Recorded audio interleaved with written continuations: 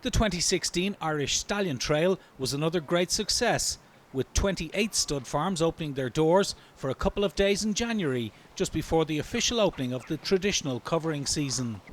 The Irish Stallion Trail offered breeders and the general public the opportunity to see some of the best stallions in the world. The historic Kildangan stud was one of the farms welcoming visitors.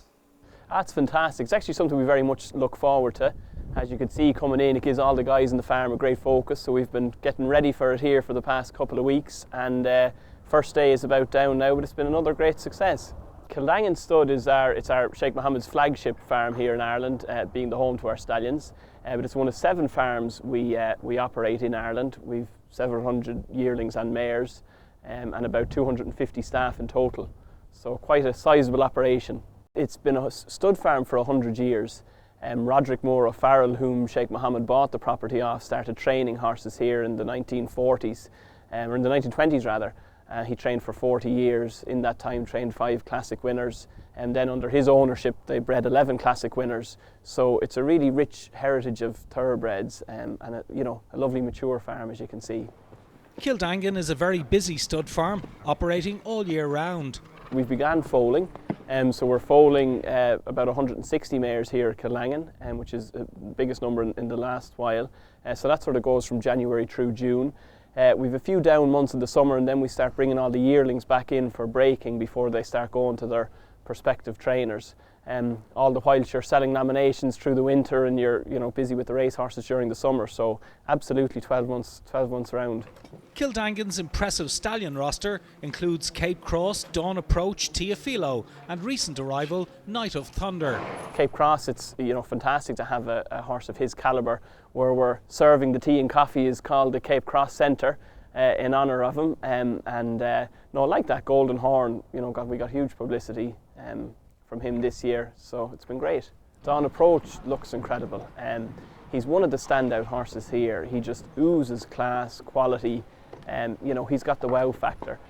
He's one of my personal favourites. To do what he did on the racetrack, to break his maiden so early on the first day of the flat season at the Curragh, to win a Coventry, to win a Dewhurst, to come back and win a Guineas, to go on and win at Ascot. He had a phenomenal constitution, and one of the greats, in terms of what we've seen in the last number of years. So he's been very popular. Teofilo has had a huge year.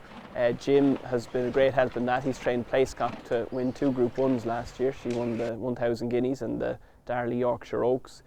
He's had 4 individual 2-year-old stakes winners, so it's always very exciting. The 2-year-old stakes winners are the hopes for the classics as 3-year-olds, so I think it's going to be a big year for Teofilo. Night of Thunder is really settling in well. He arrived here at Kildangan just before Christmas.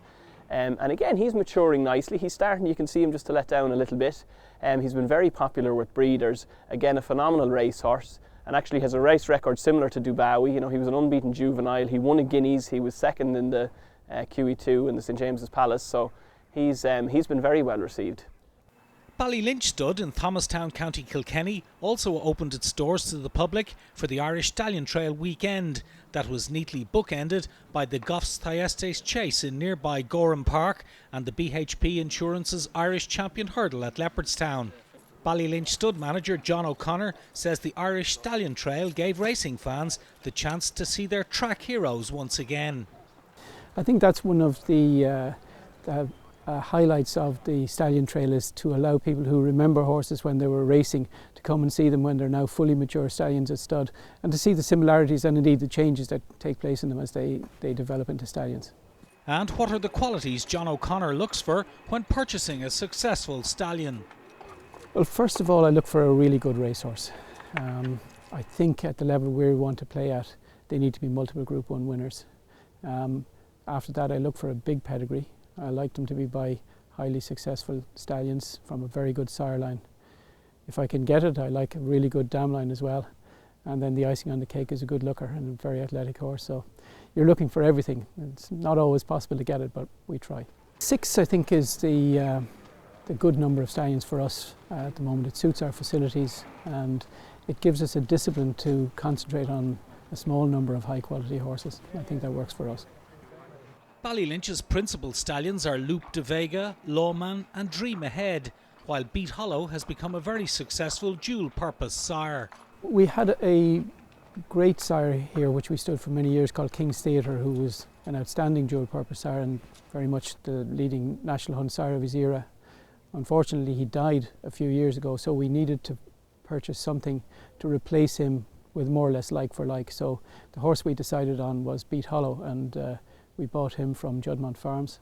And his first crop from Ballylinch are now 3-year-olds, so we're really looking forward to that. They'll turn up in the Derby sales this year, and you can expect to see them turning up in the early 4-year-old races next year, and we're very enthusiastic about his prospects.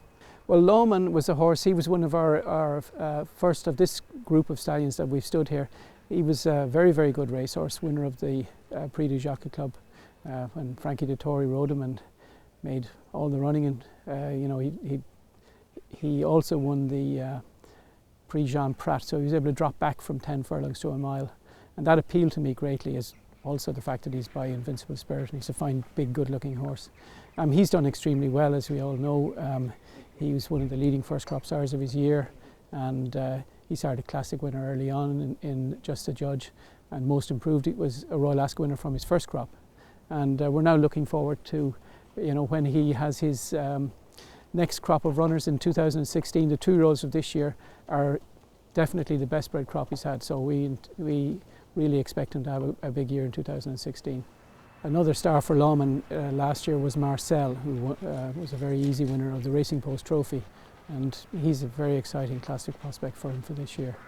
We went back to France and bought another Prix du Jockey Club winner in Lope de Vega, and he also was a Group 1 winner over a mile. He won the French 2000 Guineas, and he's a son of a really successful stallion also in Chammerdal.